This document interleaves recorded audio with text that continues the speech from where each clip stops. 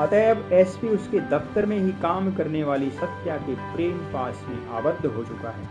सत्या के पति का देहांत 3 साल पहले एक सड़क दुर्घटना में हो गया था, मगर उन दोनों के पास कोई संतान नहीं थी।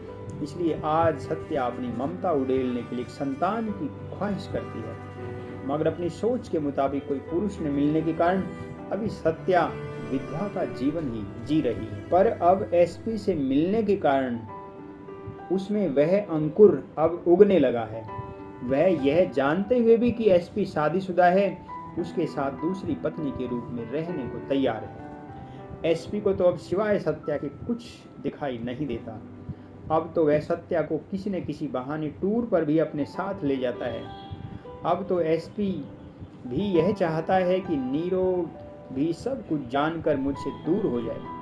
आज एसपी के मन में नीरो के प्रति कोई भावना नहीं रही।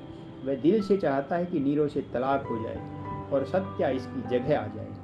पर नीरो तलाक लेने या घर छोड़ने के लिए किसी भी तरह सहमत नहीं है।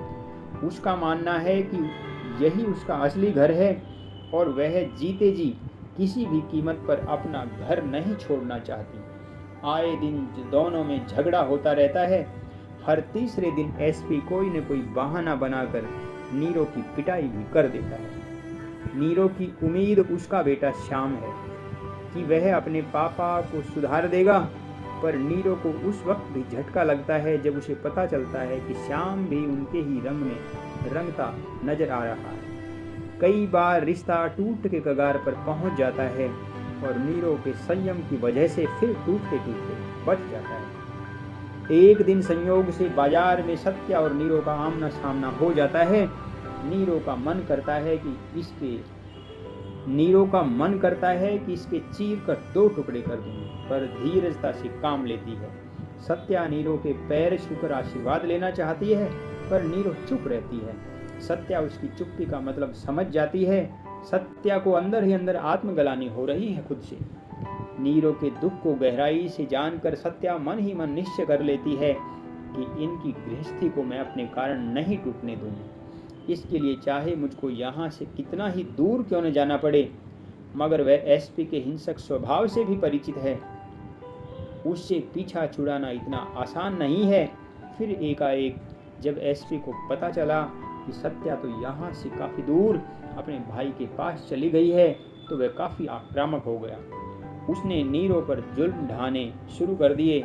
वह नीरो को ही इसका कारण समझता था, वरना सत्या इस तरह उसे छोड़कर क्यों जाने लगी। बोतल की बोतल डकारने लग जाता है, ड्यूटी पर जाना बंद कर देता है और खोया खोया सा रहने लग गया है। चिड़चिड़ा होता जा रहा है, किसी की भी सुनने को तैयार नहीं होता। भाई बंधु समझाते हैं तो उन्हें गाली बकने लग जाता है। उसे यह परवाह भी नहीं है कि तेरा लड़का 12वीं में हो गया है, बुढ़ापे में तेरे साथ क्या सलूक करेगा। पूरा मजनूपना छाया हुआ है। 1 महीने तक सत्या का कोई फोन नहीं आया। तब तक तो एसपी ने अपना हाल पागलों जैसा बना लिया। 1 महीने बाद जब सत्या का फोन आया तो फोन पर ही उसे गाली गलौज करने लगा। उसे रंडी, कमीनी और भी पता नहीं कितनी गंदी गंदी गालियां देने लगा। सत्या चुपचाप सुनती रही। उसे पता था यह तो होना ही था, मगर औरों को रोशनी देने के लिए दीपक को खुद ही जलना पड़ता है। धीरे धीरे जब एसपी का गुस्सा कम होता गया, तब सत्या ने कहा कि एसपी, इसी में सबकी भलाई है, तुम्हारी भी और नीरो की भी। मेरी तरफ से तुम दोनों को ढेरों दुआएं। तुम दोनों अपनी गृहस्थी में खुश रहो। जो चीज़ तुम मुझ में देखते थे, अगर वह अपनी पत्नी में भी देखने की कोशिश करोगे तो नजर आएगी। हिम्मत करके एसपी ने कहा कि सत्या, जरूर इसने ही तुमको कुछ पट्टी पढ़ाई होगी, जिसके कारण तुम मेरी जिंदगी से यूं निकल गई जैसे कभी आई ही नहीं थी, जैसे मैंने कोई सपना देखा हो।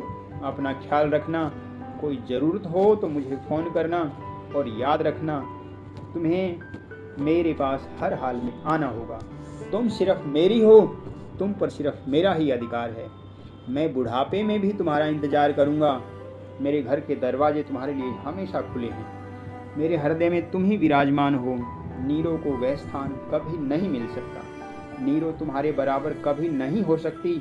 मैं हमेशा तुम्हारे इंतजार में रहूंगा। इधर नीरो के दुख से दुखी होकर उसके पिताजी श्री राम गोपाल जी दिल के दौरे का शिकार होकर चल बसे। पैर फिसलकर माँ की रीढ़ की हड्डी टूट गई। वह स्थायी रूप से चारपाई पकड़ गई। इधर एसपी में कोई सुधार नहीं आया। वह तो पहले से ज्यादा ही पीने लगा। उसकी नौकरी भी छूट गई। बच्चों के भूखे मरने के लाले पड़ गई। मगर समय रहते एसपी को होश आया कि काम किए बगैर बात नहीं बनेगी, इसलिए दाएं बाएं से जुगाड़ कर एक पोल्ट्री फार्म चला लिया। धीरे धीरे काम काफी बढ़ गया। धन की वर्षा होने लगी, मगर नीरो की जिंदगी में कोई बदलाव नहीं आया। एसपी पहले भी उसे कुछ नहीं समझता था और आज भी उसे कुछ नहीं समझता। अंदाज चल जाने का श्रेय वह सत्या को ही देता है। बेचारी नीरो मन मसोस कर रह जाती है और सोचती रह जाती है, आखिर तुझ में वह क्यों नहीं है जो सत्या में है। तेरा पति तेरा क्यों नहीं हो पाता और क्यों आज भी वह उसी का पति होने का दम भरता है। दोस्तों, कहानी कैसी लगी कमेंट बॉक्स में लिखकर मुझे ज़रूर बताएं, और यदि चैनल पर आप नए हैं तो चैनल को सब्सक्राइब कर लें। फिर ऐसी ही किसी नई कहानी के साथ आपसे मिलना होगा। तब तक के लिए नमस्कार। जय हिंद, जय भारत।